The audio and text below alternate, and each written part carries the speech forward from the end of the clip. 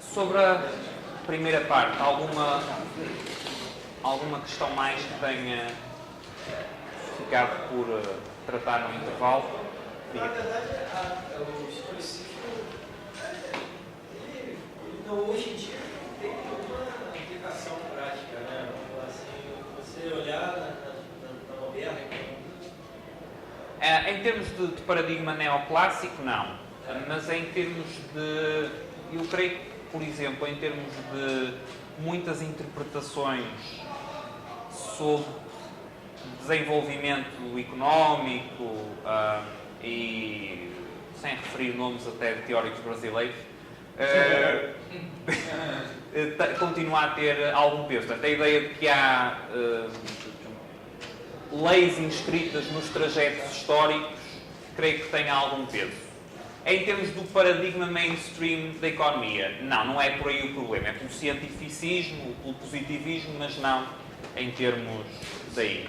Mas não quer dizer que não tenha... É uma outra visão heterodoxa, né? É uma outra visão heterodoxa. Mas ser heterodoxa não quer dizer que não... Até porque um dos efeitos do cientificismo extremo e do positivismo extremo do paradigma neoclássico é que, apesar de dominar o meio académico, está se tornando cada vez mais irrelevante em termos de policy making, em termos de políticas públicas, porque o que é que você extrai dali a certa altura extrai muito pouco, não é? Portanto, estávamos a falar numa das primeiras sessões o que é hoje a American Economic Review e o que era há 60 anos, não é? Há 60 anos ou há 70 anos, você podia ler artigos na American Economic Review, um decisor político, um empresário, um leigo interessado, e tinha ali coisas que você podia discutir, que podia perceber.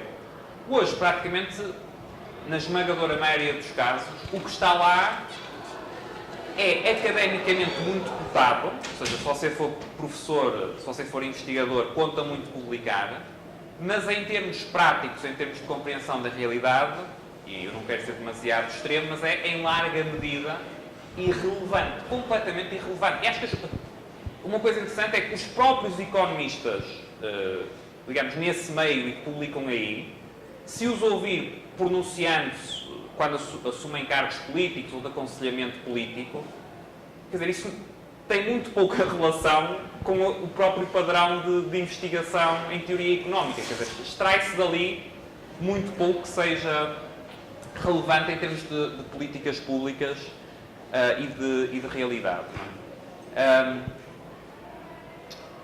De qualquer forma, na questão ainda do historicismo, o facto de não estar, quer dizer, não ser uma característica hoje do paradigma económico neoclássico mainstream, aí de facto não é, mas também porque esse paradigma tem um peso, a meu ver, tem vindo a diminuir o peso, não em termos académicos, mas em termos de debate público, em termos políticos.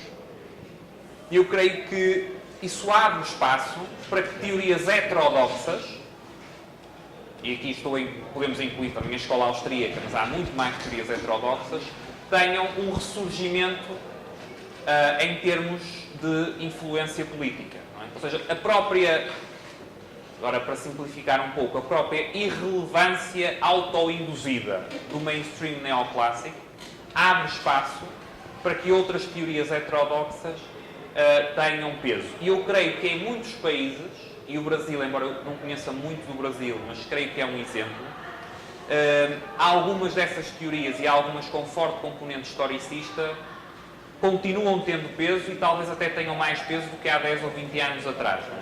Sobre o caminho para o desenvolvimento e várias teorias desenvolvimentistas, etc. Portanto, creio que há por aí um caminho.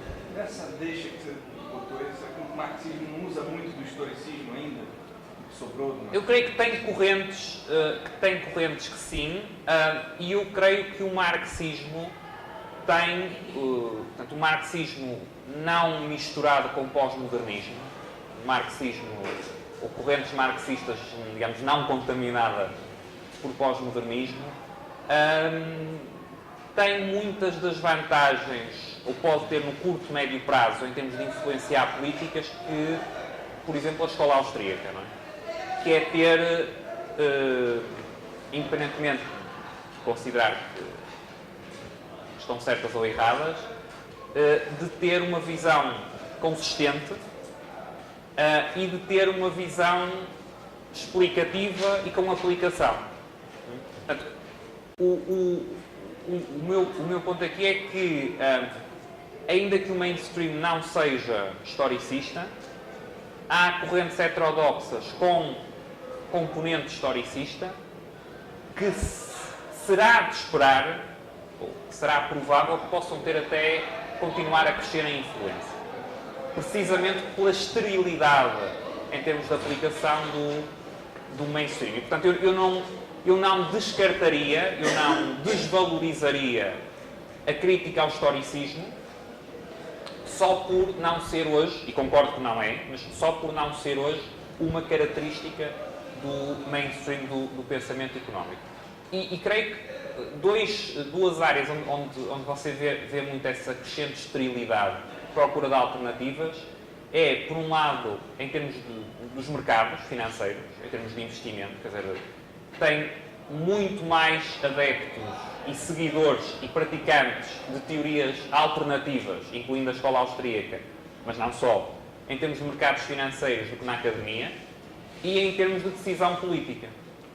Isso não, claro, em alguns casos se deverá também a que os próprios governantes têm pouca formação económica, mas noutros casos se deve a que as prescrições que podem vir do mainstream são crescentemente, a meu ver, estéreis, são crescentemente pouco utilizáveis. Não é? Não sei se a consciência disso poderá a prazo também ser uma das vias possíveis para o próprio mainstream em economia ter mais abertura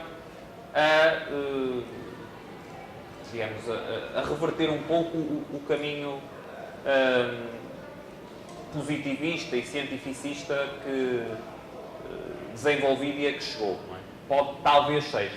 Acho que isso aí vai depender muito de quem está na esfera académica, quem está em atividade académica, sentir alguma pressão externa para, digamos, deixar de estar quase trabalhando só em circuito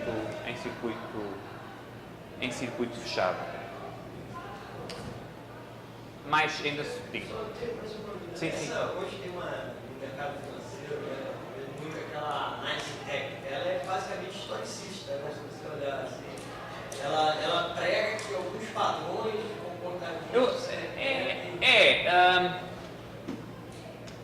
e não é. Eu não sou especialista em análise técnica, mas eu diria que tem mais a ver com pressupostos psicológicos do que talvez com a ideia de leis históricas no sentido em que vimos aqui. Portanto, será mais...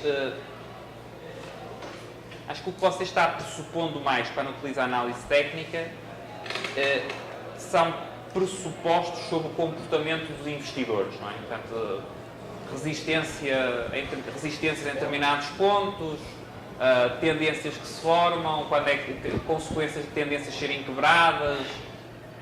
Pronto, acho que tem mais a ver com uma interpretação psicológica do comportamento dos investidores, teorias psicológicas, aplicação de teorias psicológicas, do que com o padrão, com leis históricas no sentido que vimos. Ok. Ora bem, vamos continuar no âmbito da praxeologia, falando agora um pouco de da relação entre fatos, valores e fins, que é também algo complexa, mas muito relevante para a praxeologia. Ora bem, como vimos já na primeira parte, o objeto da economia, o objeto das ciências sociais, é o estudo, é a análise da ação humana. É a análise das escolhas realizadas pelos indivíduos. Ora, porquê é que os valores são importantes na compreensão da ação humana? Porque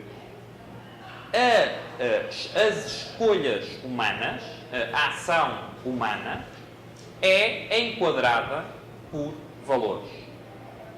Certo? os valores dos indivíduos são como que os moldes que enquadram as escolhas que os indivíduos realizam.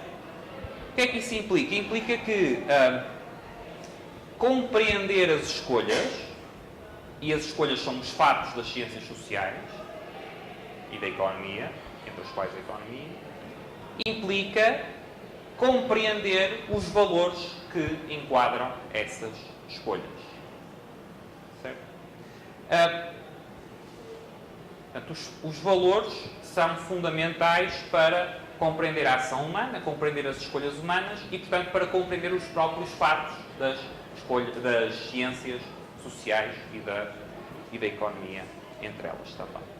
Ora, o que é que podemos estabelecer como uma relação entre valores e fins? Há pouco eu falei de ordenação de valores e fins. Ora bem, um valor em sentido ético, vamos concluir também falando a seguir da relação entre ética, psicologia, praxeologia, um valor em sentido ético é algo que o indivíduo tem como orientação da ação, independentemente de fins particulares. Portanto, ele tem vários fins e na prossecução desses fins, as escolhas que faz são enquadradas por valores.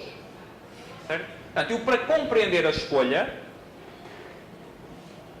tenho que compreender não só os fins que o indivíduo está a tentar atingir, mas também os valores que enquadram ou que não enquadram essa escolha.